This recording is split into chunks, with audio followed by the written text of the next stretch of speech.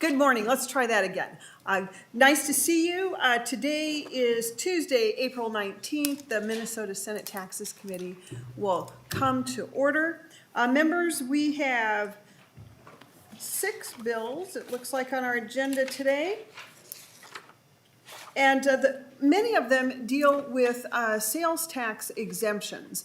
And that's kind of our theme today, is looking over some of those perhaps cases where those sales tax exemptions could end up costing taxpayers additional funds.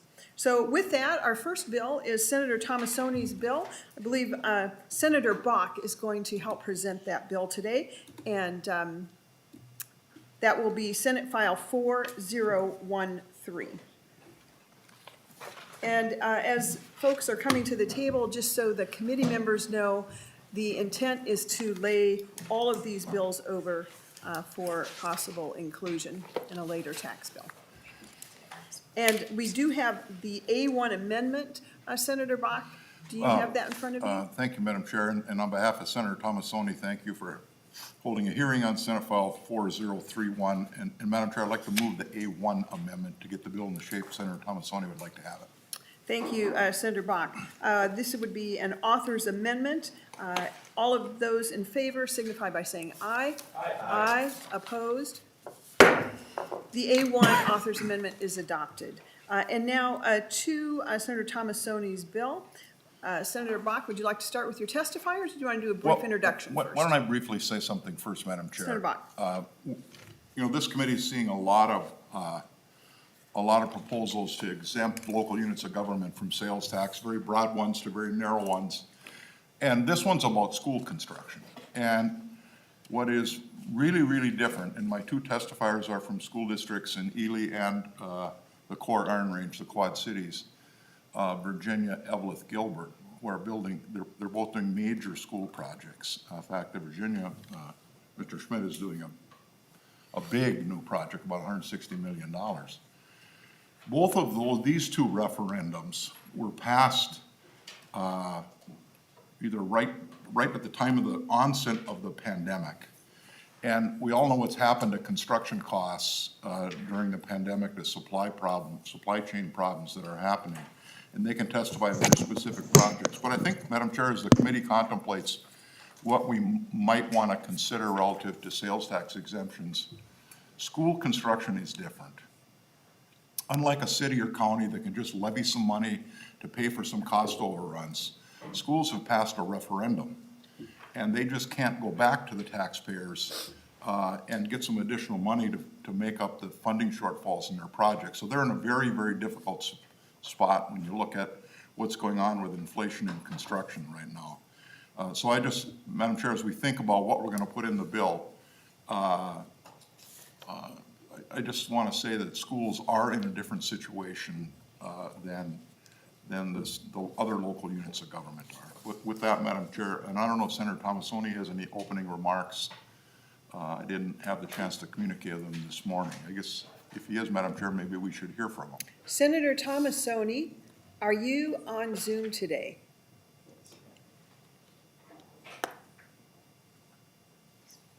We will always come back for Senator Tomassoni's remarks, should he be able to join us today.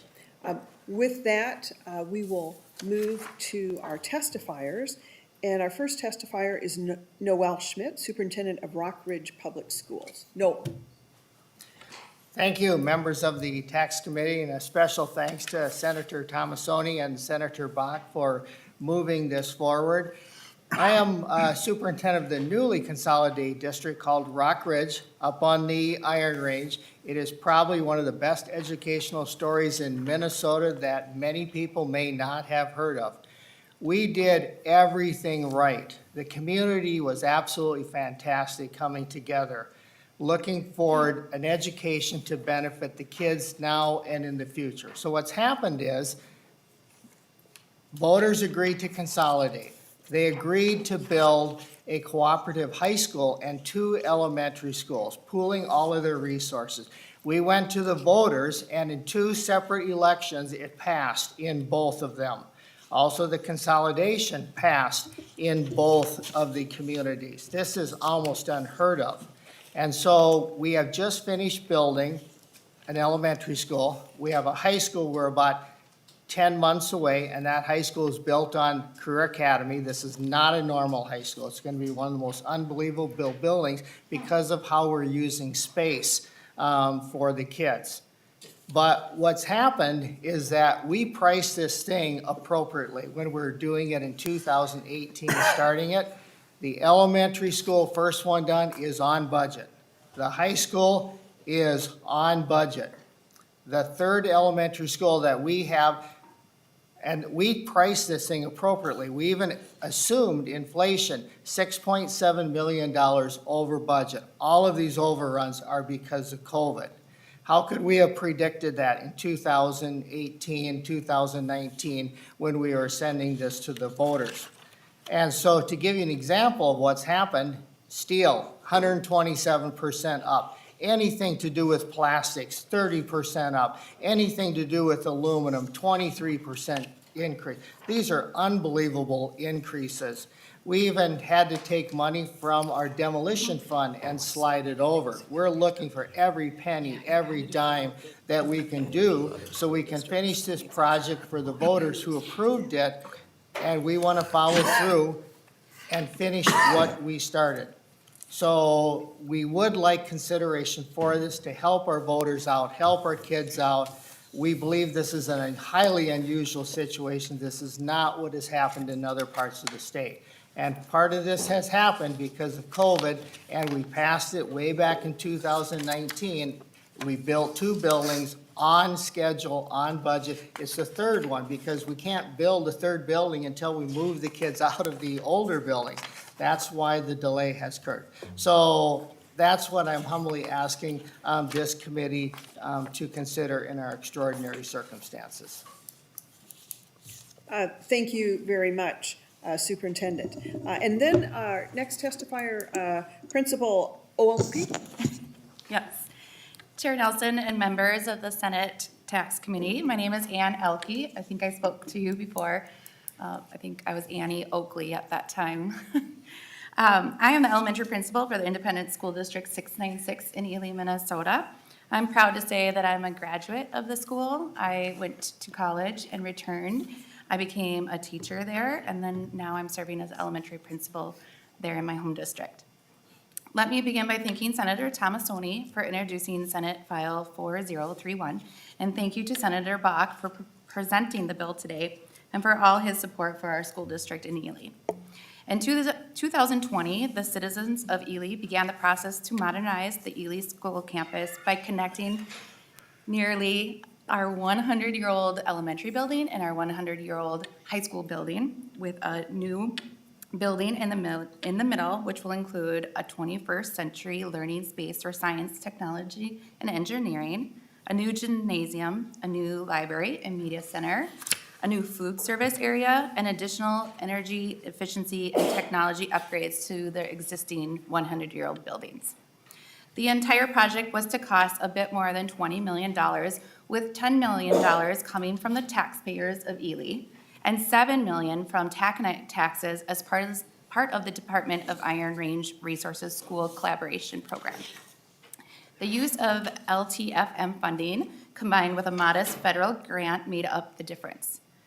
As is the case for so many other projects up on the Iron Range, pandemic-related supply chain issues and increases in the cost of building materials have caused the project to unexpectedly increase by over $4 million for us.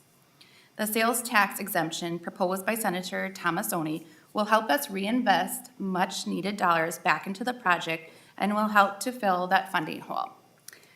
In the case for Ely, almost $400,000 can be reinvested into the project as we work to find different ways to fill the funding deficit. I want to assure the members that our project contains nothing frivolous. We're talking about technology and energy upgrades to a very old facility to serve students for the years to come. Safety upgrades that will keep our students and teachers safe, and modernizing learning spaces so that we can train students with the skills that they'll need to either enter the workforce upon graduation or go on for further education. Members, thank you for the consideration of this bill, which would greatly help our small school district in northern Minnesota. I'm happy to stand for any questions. Thank you very much, Principal. Members, any questions for our testifiers? I'm wondering, Senator Bach, maybe I'll have Ms. Pollock just go through the school districts and the projects briefly. I believe that's in front of us on our Department of Revenue revenue estimate, but I think it's important that we speak briefly about those school districts. And I believe the A1 amendment is reflected in our revenue estimate. So let's just get that on the record. Ms. Pollock, please.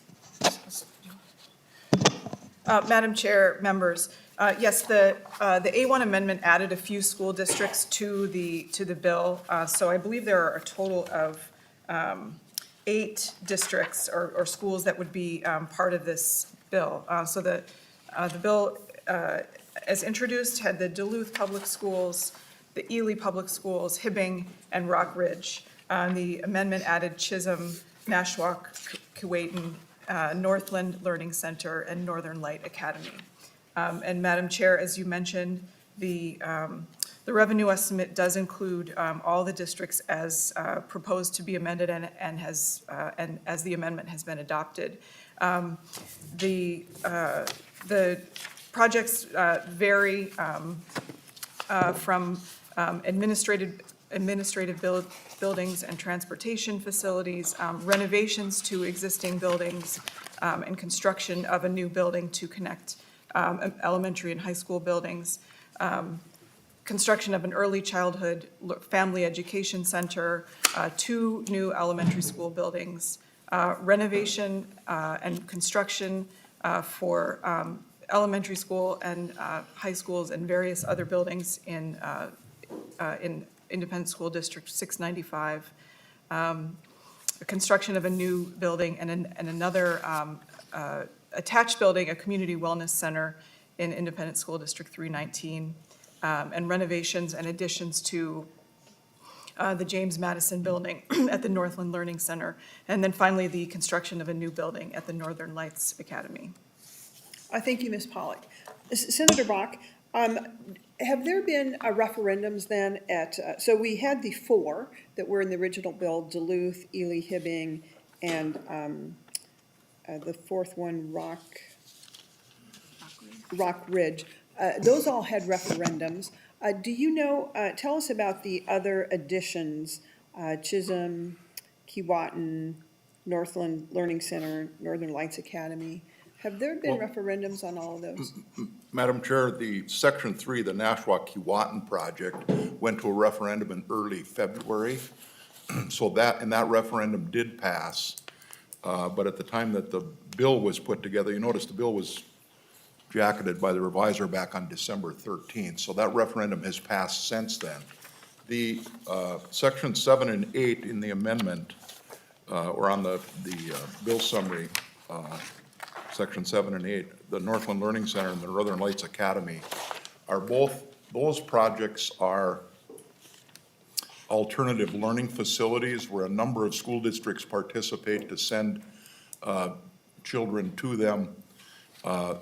Those are not referendum projects. There actually is a bill, I believe Senator Rarick has, to provide some state bonding resources to those 2 projects to pay for part of the construction. And then the cooperating school districts that operate those facilities will have to figure out how they provide for the rest of the debt service. But that's a pretty hard thing to pass a referendum for when you have 6 or 8 school districts that all participate in an alternative learning facility. So I'm not sure exactly how they're going to handle the debt service on if they're successful in the bonding bill, how they'll handle the debt service on the balance of the construction. I know they'll come to the IRRB for some of that help in the case of Northland up in Virginia.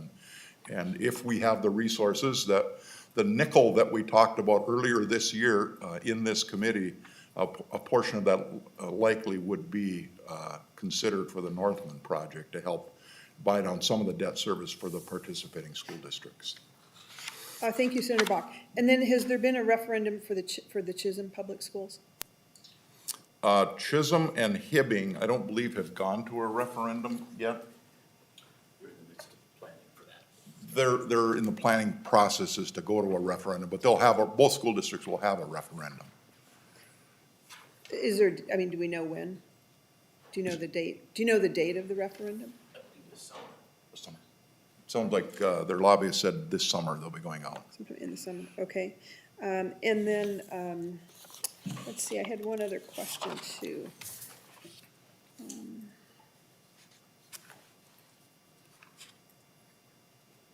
Oh, yes, has the, and then has the IRRB authorized that additional use for these particular projects of the additional 5 cents? The Hibbing and Chisholm ones, we have not committed to any money for that yet because that's contingent upon moving the nickel of taconite tax money over to the Iron Range School Cooperation account. So those projects are likely, any IRRB participation will be contingent upon that nickel moving.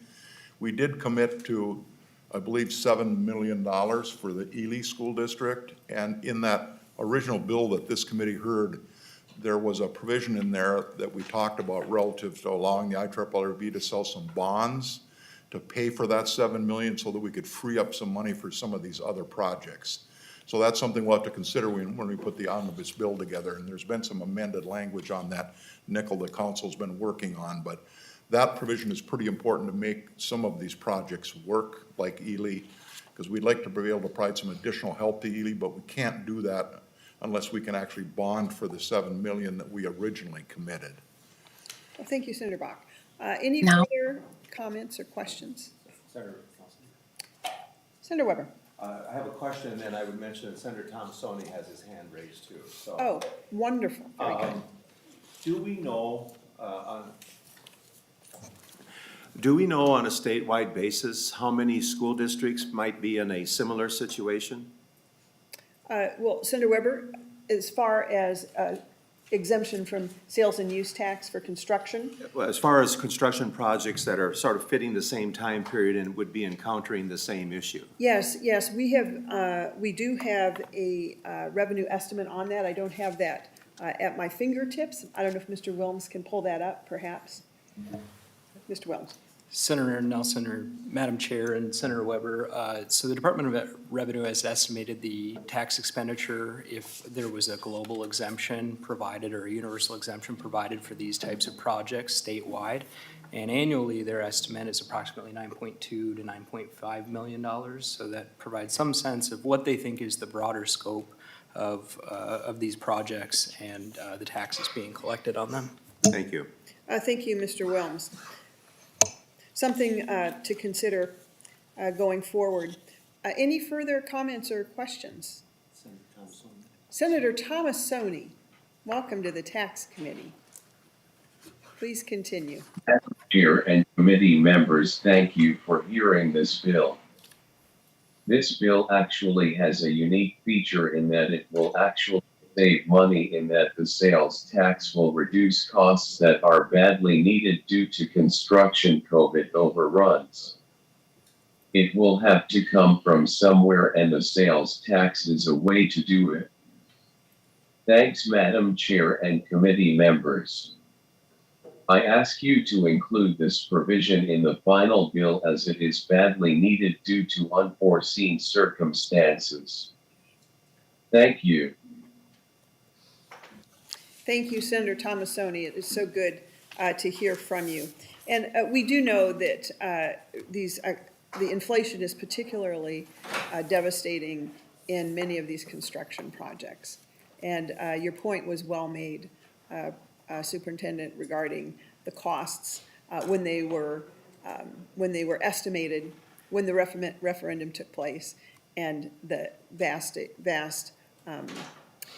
inflation since then. So thank you so much. Senator Bach, thank you for bringing this bill. Any further closing comments?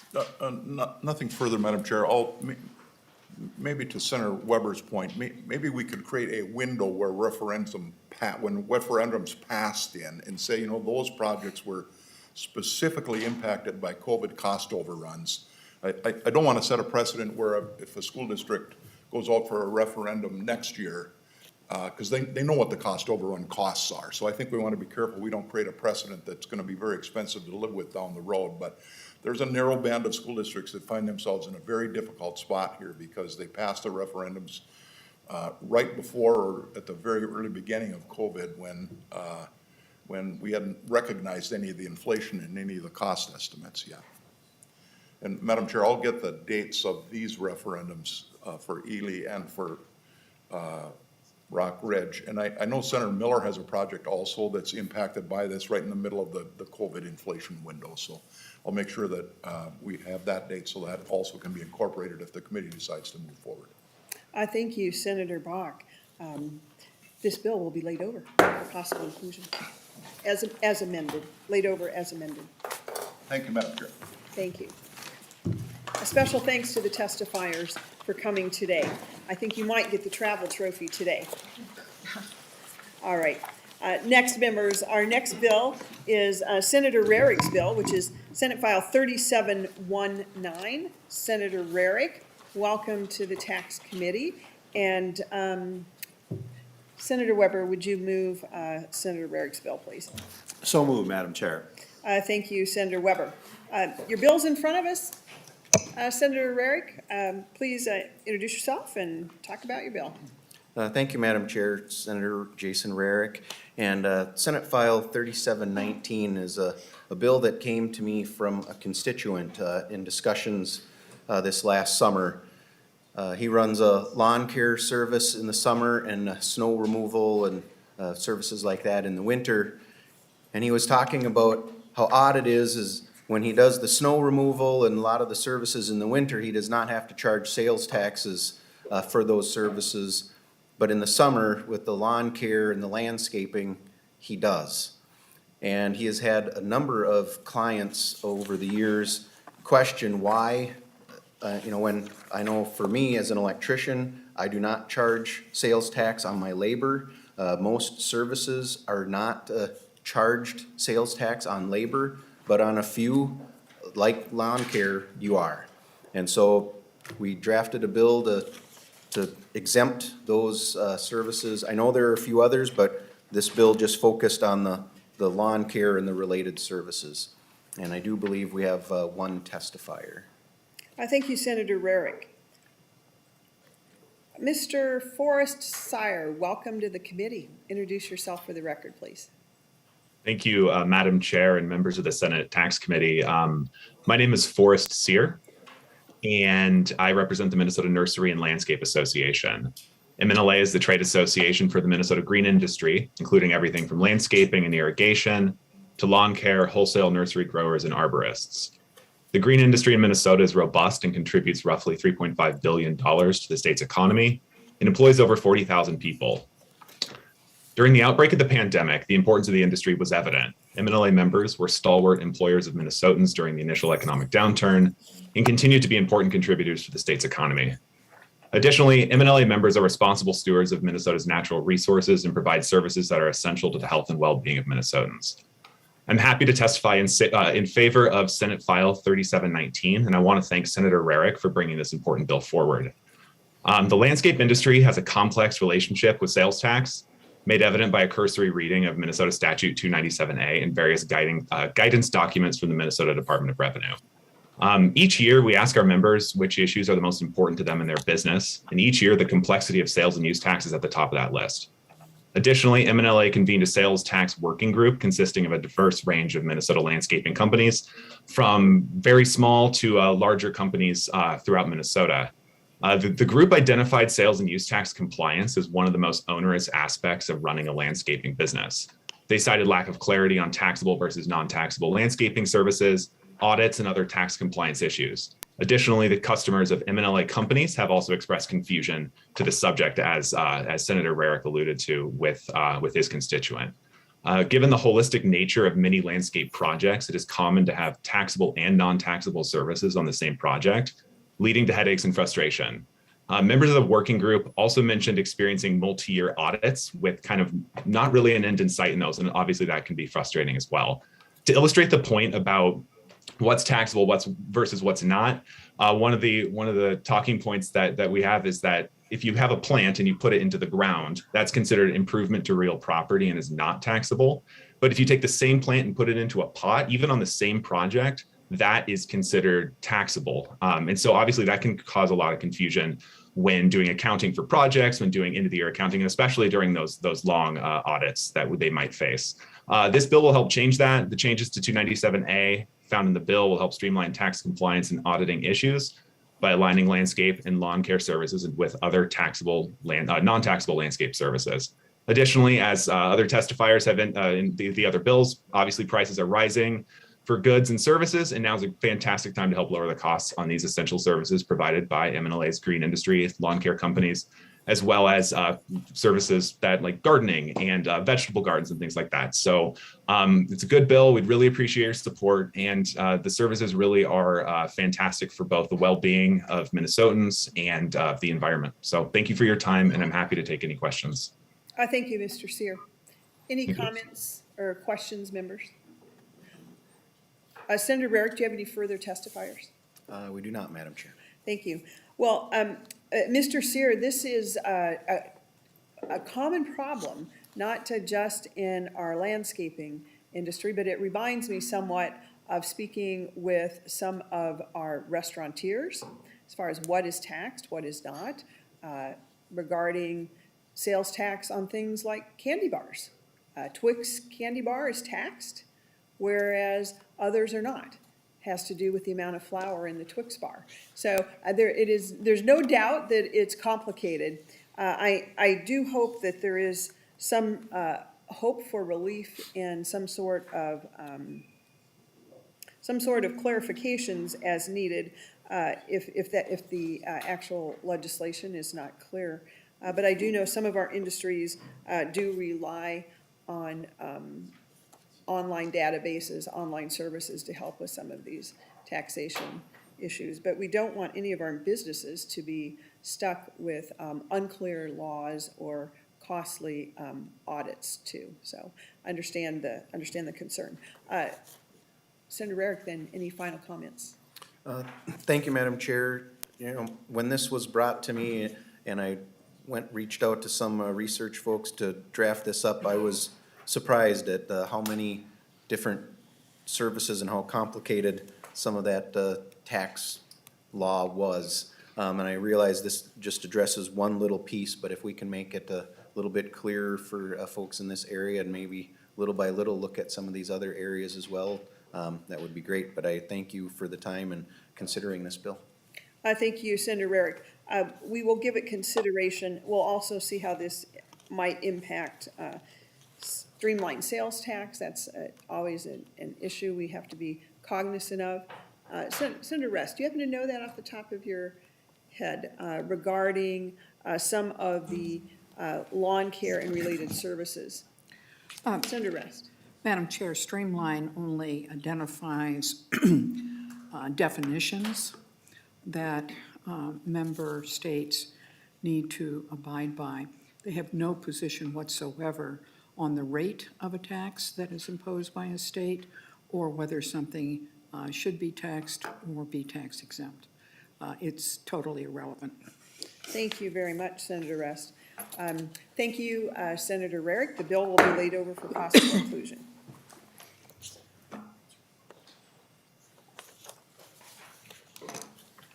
Our next bill is Senator Goggins' bill, Senate File 2887. Senator Goggin, welcome to the committee. I see that you are remote. Senator Coleman, would you please move Senator Goggins' bill, Senate File 2887? Thank you, Senator Coleman. Senator Goggin, to your bill. First of all, do you have any Madam amendments? Chair. Yes. No, I do not. All right, Senator Goggin. Good morning, Madam Chair, committee members. Thanks for taking the time to hear this bill today.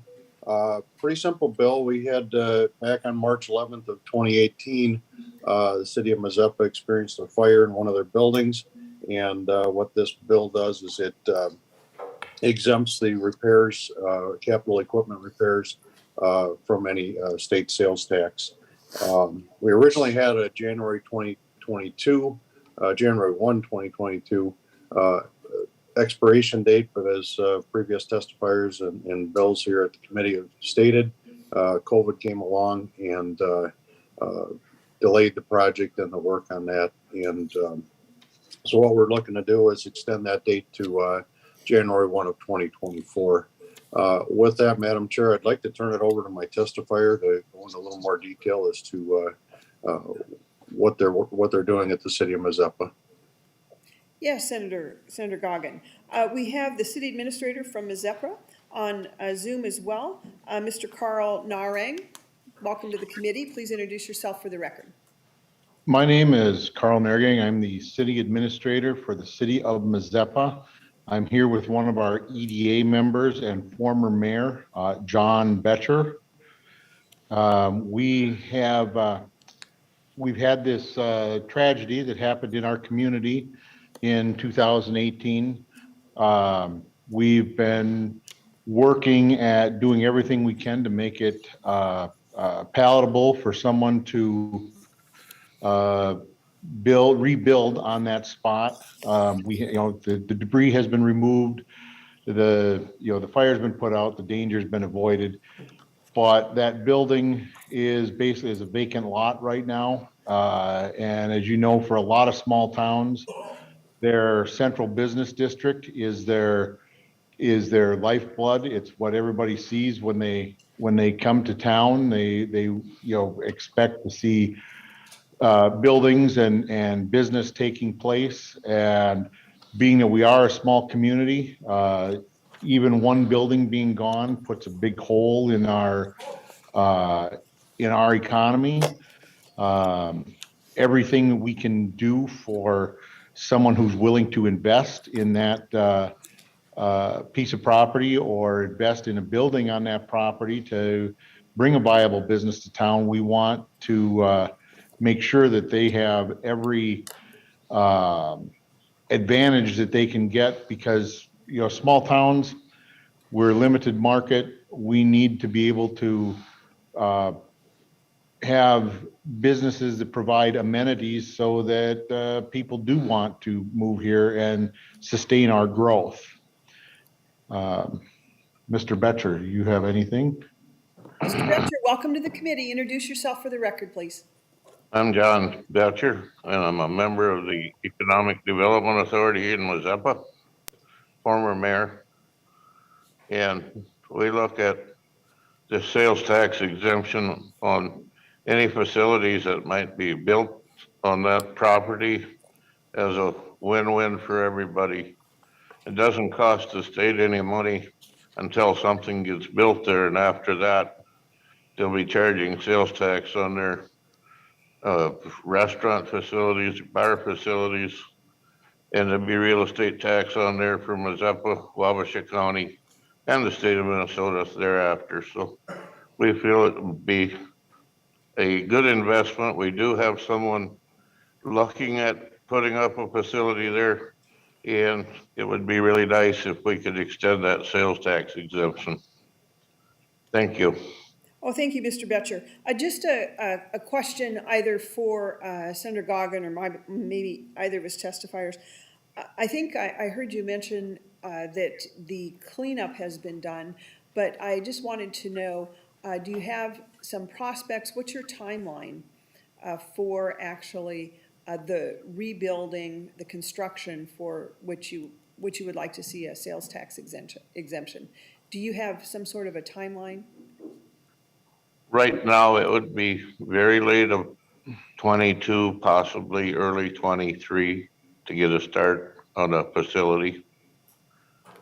Okay. And it would replace the bar restaurant that was there in the bar restaurant facilities. And as you know, there's an awful lot of them went out of business in the last 2 years. For somebody to attempt to start one up, it takes everything we can do to entice that. Thank you, Mr. Betcher. Thank you. Any further comments? Member Senator Rust. Excuse me. Thank you, Madam Chair and Senator Goggin. I think this is the kind of correction that we need to make and to allow this extension. And sorry you had to have a bill to do that, but in terms of the cost, but Madam Chair, I hope we include it in the bill. Thank you, Senator Rest. We have made many COVID extensions for the last 2 years for many different reasons. Thank you so much. Senator Goggin, any closing comments? Thank you, Madam Chair and members, and thank you, Senator Rest, for your comments there. This is the right thing to do. Our small towns, especially in rural Minnesota, are really hurting, and anything we can do to help them spur economic growth, I think is the right thing to do. So I look forward to seeing this bill included in our final tax bill. So thank you, everyone. Thank you, Senator Goggin. The bill is laid over. Members, our next bill is Senator Coleman's bill, Senate File 4424. Temporary suspension, permission of sales and use tax remittance requirements for certain state fair sales.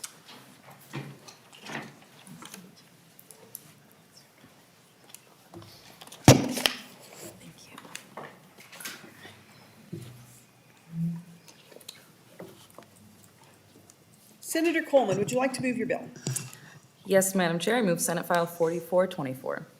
Thank you, Senator Coleman. Do you have any amendments? I don't believe so. All right, I do not see any. Wonderful. To your bill, Senator Coleman. Thank you, Madam Chair and members.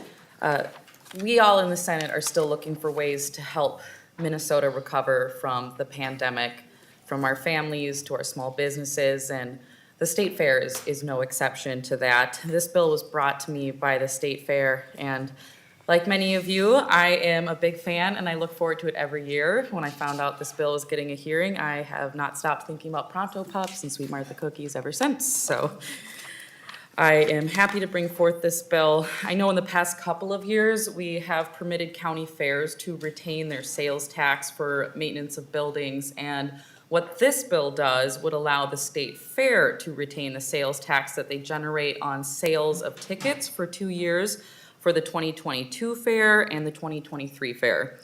The legislation further requires that the retained sales tax be used for maintenance of fair facilities. The legislation is only for a limited duration to help the fair get back on its feet after COVID. We all know how it impacted them in their operations, and would help them to pay for the maintenance and infrastructure improvements. And with that, Madam Chair, I do have a testifier, Mr. Jerry Hammer, the General Manager of the State Fair. Thank you, Senator Coleman. Thank you, Madam Chair. Thank Hammer, you, Senator welcome. Coleman. My name is Jerry Hammer. I'm the General Manager of the State Fair. The fair is one of the largest events in the world. It's also perhaps Minnesota's greatest billboard. In 2019, we had visitors from all 50 states, plus 33 nations around the world. The state fairgrounds are defined as state property in the care, custody, and control of the State Agricultural Society, which is the governing body of the fair. It was founded in 1854. It's the same institution today, so it's actually older than the state itself. The fair, beginning in the late 80s, was allowed to retain sales tax, provided that it was used for capital work, but an economic downturn in 2002. At that time, we lost that exemption, and we thought about coming back and looking to have that reinstated, and decided not to because we were doing fine without it. We do have our own bonding authority, and we've done a lot of work to the fairgrounds over the last 20 years in particular, about 200 million actually in improvements to state property without any help from the state. And under normal circumstances, we're more than happy to do that. That's why we didn't come back for additional help. Now, the fair itself, when things are going well, the economic impact is close to 300 million a year. It's Super Bowl size, but without any subsidies. Anything that happens at the fair, whether it's capital work, program, maintenance, whatever it is all done through society funds. COVID blew everything up in 2020, particularly when your business is bringing people together, and we can't. We made it our priority. We knew there'd be no fair almost from the get-go in 2020. We made it our priority to keep our operation intact, and we did that. We were successful in doing so, but it required that we spend our reserves, that we stop all capital and maintenance work. And in a typical year, we'll do 10 to 12 million per year. We stopped everything but emergency maintenance, spent our reserves, and borrowed.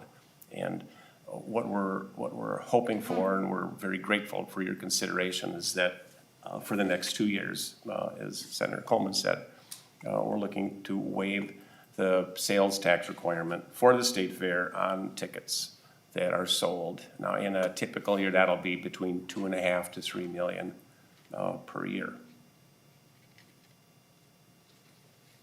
Thank you, Mr. Hammer. Waiving the sales tax on the tickets then will benefit the purchasers of those tickets, is that correct? How does it impact the revenues to the society, to the State Fair Society? Well, instead of the fair forwarding sales tax onto the Department of Revenue, the fair would retain that sales tax and then use that for maintenance and capital work. Okay, so not an exemption you're asking for. I don't know, I'm gonna ask our Ms. Pollock if it's actually considered an exemption, since the sales tax would still be paid. Ms. Pollock. Madam Chair and members, right, so the sales tax, this is a little different from other sales tax exemptions that we're hearing today, in that the sales tax would be collected at the time of the sale or purchase for events connected with the state fair. It would be collected by the State Agricultural Society and then retained for improvements to state-owned buildings and facilities on the fairgrounds. And so it would not be remitted, as state sales tax usually is, to the Department of Revenue. So there would not be a consumer or someone making a purchase at the state fair would not see any difference in the sales tax paid on their purchase. Thank you, Ms. Pollock. And I see that our revenue estimate is about 3.3 million. Okay, thank you. Any further comments? Senator Klein? Well, thank you, Madam Chair, and maybe council or one of the members of the committee can inform me on this. Is there a precedent for this type of tax mechanism where we sort of collect it but don't transmit it to the state? Have we done that previously? Ms. Pollock, we'll move to Senator Rest while you have a chance to look that up. Let's go to Senator Rest. Well, the answer is yes. We do that at the, and I was going to bring that up relative to another question, and that is the State High School League gets to retain the sales tax on their purchases. And I think Senator Coleman mentioned that the county fairs get to do that as well. Now, I'm concerned about this in that even though it's only for 2 years, that there's not really, I mean, I read the language and it says it's only 2 years, but I can imagine coming back 2 years from now and saying, notwithstanding, we're going to continue this forever. Or at least 10 years, whatever it is. But during the period, during this last, let's say, 10 years, because it was back then that you had some exemption, what's been the increase in the price to get into the state fair? What are the tickets, the normal tickets, not discounted ones, et cetera, but then if you go to the fair and you just have cash in your pocket, what do you pay to get in? And how has that changed over the years? Over the last 10 years, that top ticket price, I don't have it right in front of me, but it's gone from a full price adult ticket, 10 years ago would have been in the range of $13, today it's $17. Thank you, Mr. Which Mayor. is in terms of events, anywhere, movies, whatever. It's a real bargain. And actually, the expenses incurred by the fair to produce the fair are $3 or $4 per person greater than the price of the ticket. And And that, so- those are services like public safety, which is number one concern.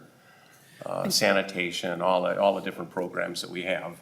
And so the ticket price is actually subsidized through revenue that we earn from other sources.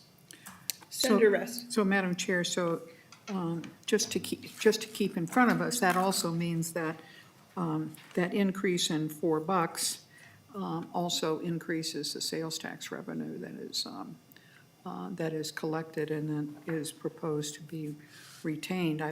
I'm fairly neutral on this for this time period, but we should be aware of every single figure that impacts what's happened here, the increase in the costs of running the state fair, real costs, not just inflationary costs, increase in the ticket prices. They have not stayed the same, so that to avoid even asking for a subsidy, an additional subsidy, but this is a subsidy, and we just need to make sure that we understand it pure and simple. It's a subsidy to allow the State Fair Society to retain the sales tax even for a short period of time, 2 years. Thank you, Madam Chair.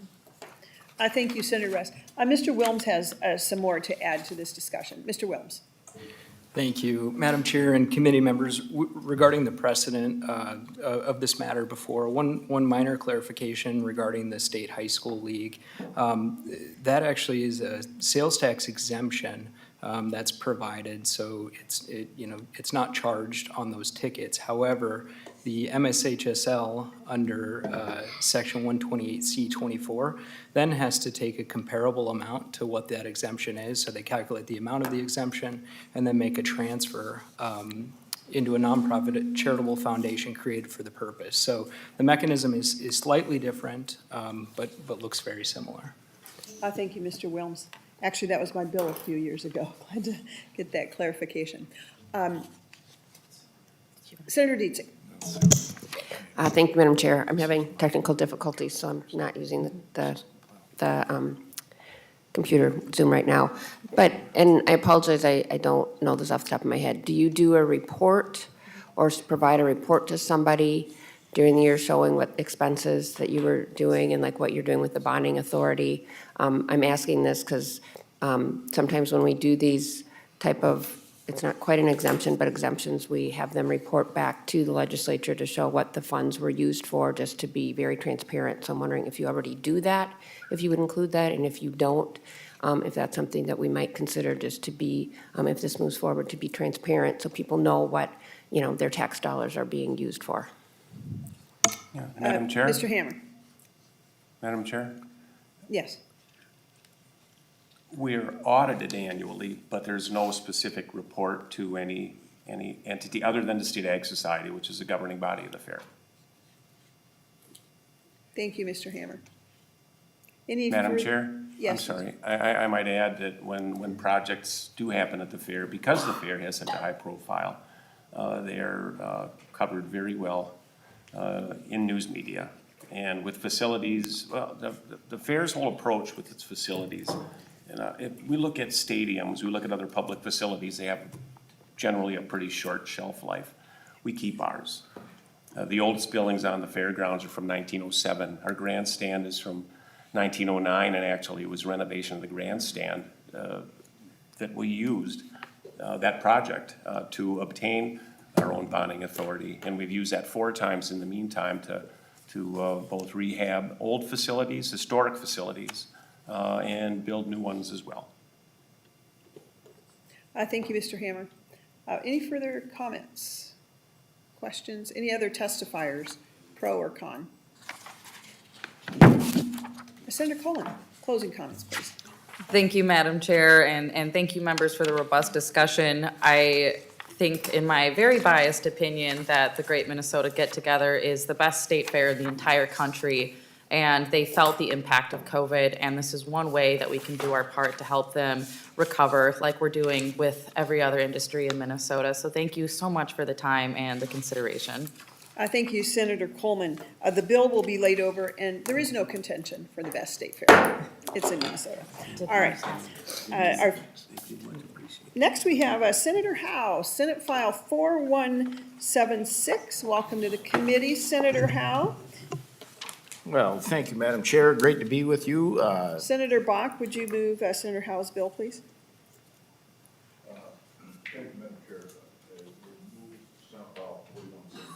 Thank you so much. Senator Howe, to your bill. Thank you, Madam Chair. And Senate File 4176 provides a sales tax exemption for the construction materials for the construction of the Jacob Wetterling Community Center in St. Joseph. What this would do is provide them an exemption from September 1, 2022 to January 1, 2025 as they construct the building and equip it with what they need to provide this community center that is going to provide the thing is since the Jacob Wetterling event and the loss of him, I think it changed everyone's lives as how they take a look at their children and watch them, and I think this is it's kind of fitting that they name this community center after him. But with that, I would like to go to Ms. Hafner, the city administrator, as a testifier. And welcome, Ms. Hafner. Welcome to the committee. Introduce yourself for the record and continue, please. Good morning. Thank you, Madam Chair. Yes, I am Therese Hafner, City Administrator for the City of St. Joseph.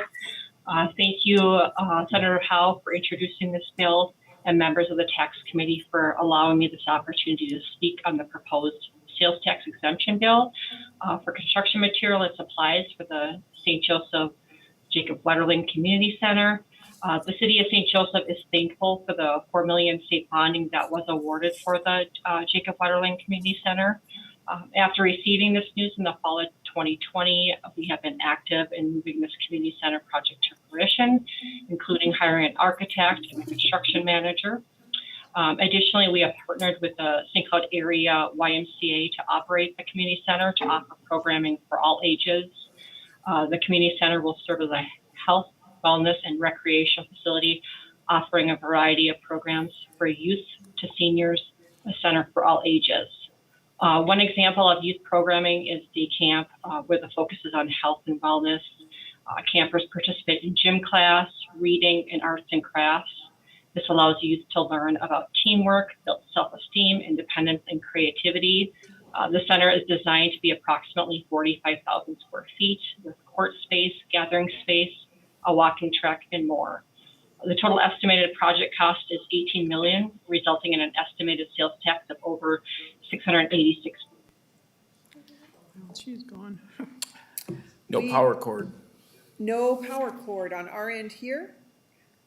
our end here. Oh, I'm sorry to hear that. All right.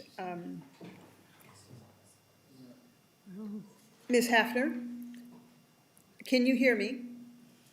No, we lost her. Totally not.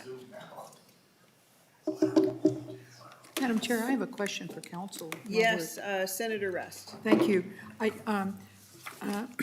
Ms. Pollock or someone, I noticed in these provisions for sales tax exemptions on construction materials that also almost all of them also include materials, supplies, and equipment. What kind of equipment or supplies are covered under, I understand construction materials like lumber and brick and whatever, but what equipment would be purchased and covered under this sales tax exemption that we've done any number of, it looks to be kind of like pro forma, that it is materials, supplies, and equipment. Ms. Pollock. Madam Chair and members, so equipment incorporated into a facility, I think would be something like an HVAC system. Okay. And supplies used in the construction, building and construction supplies. But yes, it is pro forma language. And I can see if there's a fact sheet or something from the Department of Revenue that I could give you some more examples. Thank you, Madam Chair. And Ms. Pollock, I was just curious about that, Senator Howard. Nothing to do really with your bill, but we have that over and over again here, and I just wondered what in general it included, and in particular, I guess, too, how much of the revenue estimate, which in my materials, I did not receive a revenue estimate in the materials this morning, how much the revenue estimate is to allow this exemption for the Jacob Weathering Community Center. Thank you, Senator Rest. Mr. Wilms, I think you had a late arriving document you could share with us. Mr. Thank you, Wilms. Madam Chair. And to Senator Rest's question about the estimate for this, this proposal before you, we had the revenue estimate published early this morning, but consistent with the testifier's estimate of construction costs. It results in a cumulative fiscal impact for the 2 years affected, FY24, FY25, of approximately $480,000, and that's split evenly over FY24 and 25. Thank you, Mr. Wilms. Thank you, Madam Chair. And thank you, Senator Rest. Madam Chair? Senator Howe. Well, and I think what's important to realize is when they first looked at doing this, it was in addition to another building. And then they had to shift because that building actually sold, and they actually now are constructing a new building entirely. So the cost actually went up, which caused them to, which caused an increase in the cost of constructing this building. So they have additional costs that are coming, and I think this will help them to build the building that they originally intended. It'll help reduce that cost, so. Thank you, Senator Howe. I'm wondering if City Administrator Hafner was able to, if she's still online. Ms. Hafner, I regret that we had a brief power outage here in the Senate Tax Committee, and we were not able to hear all of your testimony. I'm wondering if you would like to recap about the last half of your testimony. Ms. Hafner.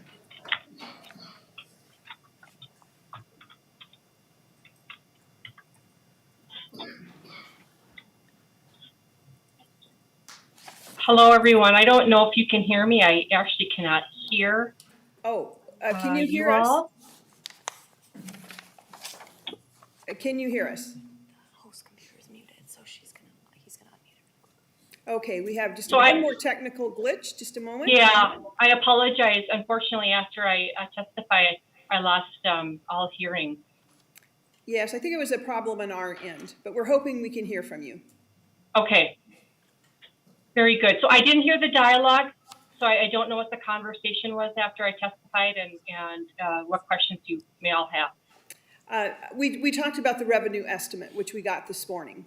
So I think if you'd like to maybe give us a recap of your testimony, we did lose about the last half of that. Ms. Hafner. Very good. Yeah. So I don't know where you lost the audio for me, but essentially we have partnered with the YMCA to operate the facility to offer programming for all ages. And we had estimated, working with our construction manager, of sales tax of over $686,000. So that is 17% of the state bonding award and 4% of the total project cost. So we are requesting that go into the project to allow us to build the best community center and be responsible for our taxpayers. As we've heard from earlier testimony, the cost of construction has increased significantly from our original estimates of $10 to $12 million. So every dollar matters in this project. We're supporting it through state bonding, local option sales tax, and private fundraising dollars. And in fact, we've had to delay the project to fundraise those additional dollars. So I just want to conclude with thanking you all for allowing me to speak and for your consideration in supporting this bill. Thank you, Ms. Hafner. Senator Rust. Thank you. Senator Howe, your bill draws our attention to this section of the law, which is why I'm asking these questions. And I notice under, under the law here that the other facilities that have been granted under these circumstances have been a fire station in Monticello, a fire station in Inver Heights, a fire station and police station in Minnetonka, a school building in, I don't know what school district 414 is, but a fire station in Mendota Heights, and a law enforcement collaboration center in Dakota County. And to provide this for a community center seems to be a little bit off from the preceding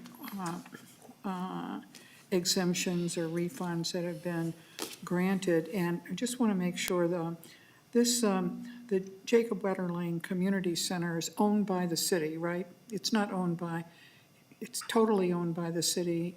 Correct. And is it the case, I would ask Senate Council if they have this kind of information, that other cities that have community centers have indeed paid the sales tax on these buildings, so that this would be kind of out of the realm of the categories, except for that one school building in 414. And I just wonder, are we now going to be seeing other community centers, other cities that are building community centers, wanting to have a similar exemption? And this is not a fault of your thing, it's only looking at what's there in the statute. And then I also noticed that with regard to one of the projects, that they put a limit on the sales tax that could be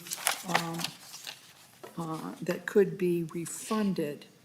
And I'm just curious about why, and this is for Senate Council, why that was imposed there. And if that was part of the original proposal to limit the sales tax so that the project itself wouldn't grow exponentially, or what?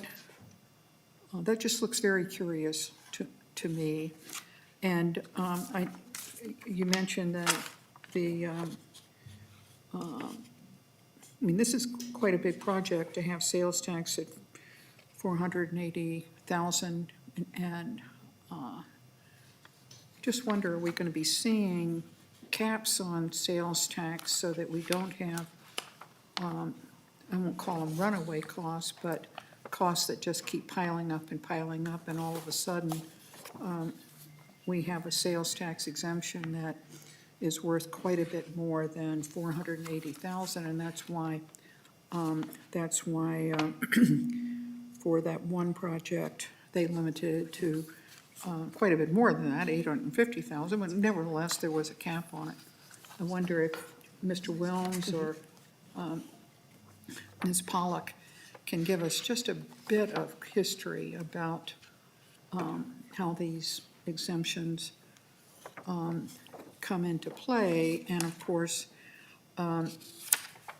it is because there is this second party, the contractor that's involved, rather than the school district or the city or paying it out of their own pockets to start with. Thank you. Or not paying it. Yes, yes. Thank you, Senator Rusk. And just for a little bit, to answer your question and a little bit of history, I'm going to turn to Mr. Wilms first, and perhaps Ms. Pollock will add more.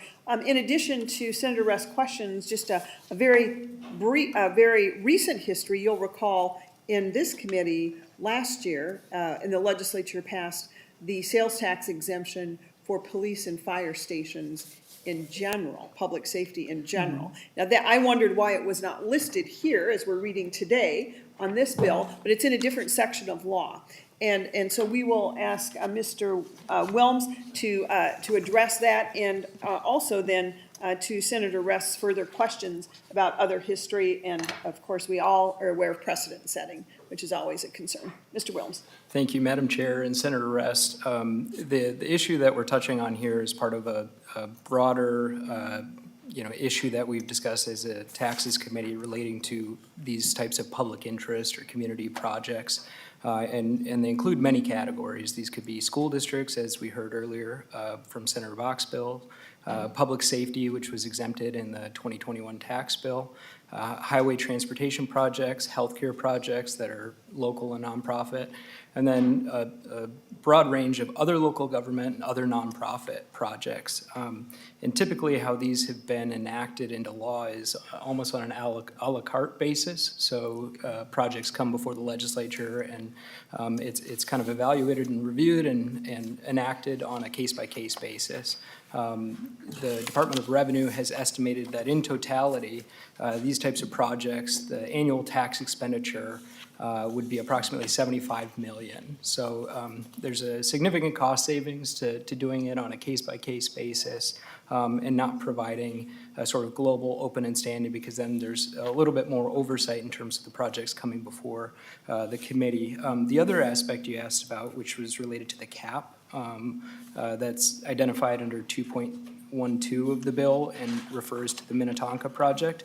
In cases where, I guess I'll back up and say that, the way that these are estimated is based on information provided by those asking for the project. And so there's an open and standing appropriation based on, but we budget based on the information provided.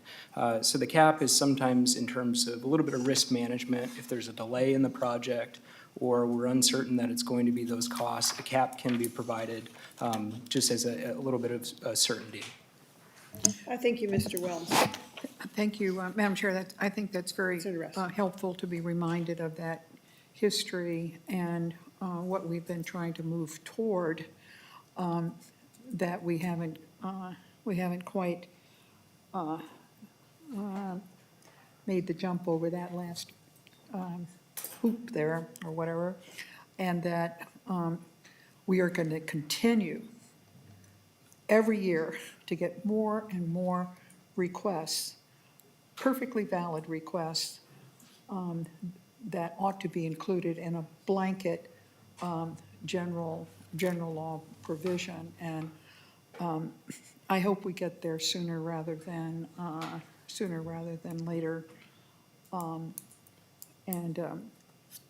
This year looks like a good year for that, in my opinion. Thank you. Thank you, Senator Rest. We have had a good deal of discussion about one unit of government taxing another unit of government in these construction sales taxes. Any further comments, members? Closing comments, Senator Howe.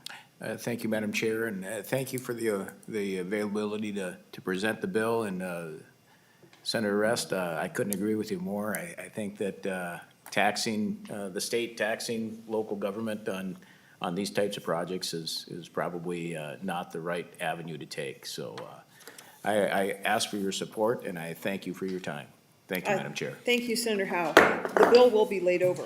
Members, our final bill today is Senator Murphy's bill. Senator Murphy, Senate File 1402. Senator Klein, could you move that bill, please? Thank you, Senator Klein. Senator Murphy, welcome to the Tax Committee. Thank you, Madam Chair. It's my first visit to the Senate Tax Committee, and I'm very happy to be here today to offer up Senate File 1402. I'm grateful that you're giving this bill a hearing. And as we've learned this morning, electricity is really important to the function of our day-to-day work, and so is water. And so this is an important piece of legislation. There is an author's amendment, the A1 amendment, that changes the date in the proposal, and I would love to offer that, or have someone offer that. Thank you, Senator Murphy. And Senator Klein, if you'll offer that A1 amendment, please. Thank you, Senator Klein. All those in favor signify by saying aye. Aye. Opposed? Thank you, members. Senator Murphy, to-year bill is amended. Thank you, Madam Chair. There's also a revenue estimate included in your materials. It is a modest price tag attached to this, but I want to call your attention to that. Senate File 1402 is a proposal that we introduced last session that would create a sales tax exemption for construction materials for the McCarran's Water Treatment Plant, the plant that processes our drinking water here in St. Paul, including in this Capitol complex. It also processes drinking water for Maplewood, West St. Paul, Mendota Heights, Roseville, Little Canada, and Arden Hills. The treatment plant that we're talking about is about 100 years old, and the St. Paul regional water system has begun making major improvements to that treatment plant. I have with me Patrick Shea, the general manager of St. Paul Regional Water, and he would share more information about this proposal with you. Thank you. Thank you, Senator Murphy. Mr. Shea, introduce yourself for the record and begin, please. Yeah, good morning, Senator Nelson, members of the committee. My name is Patrick Shea. I'm the general manager at St. Paul Regional Water Services. I'd like to thank Senator Murphy for sponsoring this bill. As laid out, we are a regional drinking water service provider to 14 cities in the East Metropolitan area, including the capital city of St. Paul. We are governed by a regional board of water commissioners, which member cities have representation on. Our customer base is over 450,000 residents in the East Metropolitan area. This regional project will benefit the entire East Metropolitan region. As indicated earlier, we are here today regarding Senate File 1402, which asks for an exemption of state sales tax for materials and supplies, which will be used at the McCarran's Water Treatment Plant Improvement Project. As indicated, the McCarran's Water Treatment Plant is the only facility of its kind serving the region and is nearly 100 years old. So there's significant need for both modernization and replacement of plant equipment. The project involves replacing 2/3 of the facility and related treatment processes. Several components scheduled to be replaced do date back even before 1920. This project will improve quality, provide flexibility, and reliability, what we hope for is over the next 100 years. In 2018, the Minnesota legislature granted us approval to perform this project through a progressive design build process. The cost for this project is estimated to be $220 million, making it the largest water treatment plant project in the state of Minnesota's history. Phase 1 of the project is currently underway. We're working with that design build contractor as we speak. We anticipate substantial completion in early 2026, with final completion towards the end of 2026. So as an entity, the board and staff at St. Paul Regional Water Services is committed to providing the right project at the right cost. So as this request, materials, equipment, and supplies used in providing our services are normally exempt from the Minnesota state sales tax. If approved, the sales tax exemption for this project will allow for reimbursement of sales taxes paid by the contractor and all their subcontractors in the most efficient manner, reducing administrative costs and tracking of sales tax. The benefit of this request and the entire McCarran's Water Treatment Plant project will provide regional benefits as indicated earlier. Lastly, we'd be remiss if we didn't express our support for Senator Rarick's Senate File 216 that includes the broad statewide exemption for construction materials for local units of government.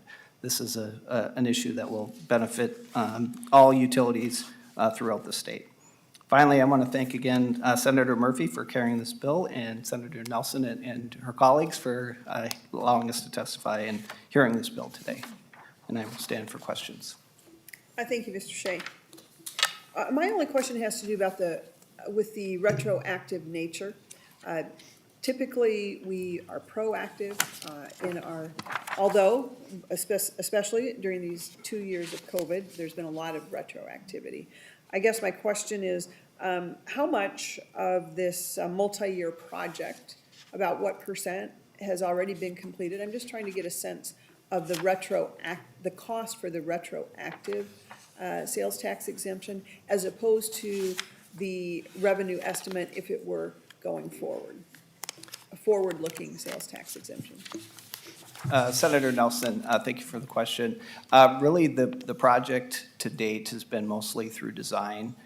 We've done some site cleanup, tree removal, construction staging, that type of work. We have not entered into a maximum price guarantee with the design builder, so very little equipment or sales tax has been paid on the project to date. I would guesstimate less than 5%. Thank you very much. Any further comments or questions, members? Okay.